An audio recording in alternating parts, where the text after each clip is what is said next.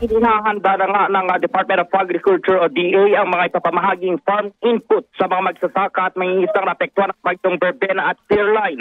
Kabilang narito ang binhinang palay, mais at high-value crops, gamot at biologics para sa livestock at poultry, pati ang feces stock at paraphernalia para sa fisheries sector.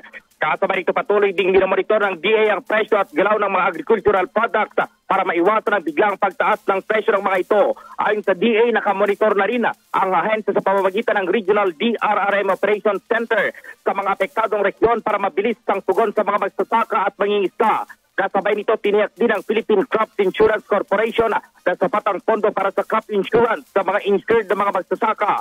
Nakahanda na rin ang credit assistance mula sa Agricultural Credit Policy Council. Kasama mo sa DZXL RMN Manila, Radyoman Gerald D. Ulep Tatak, RMN.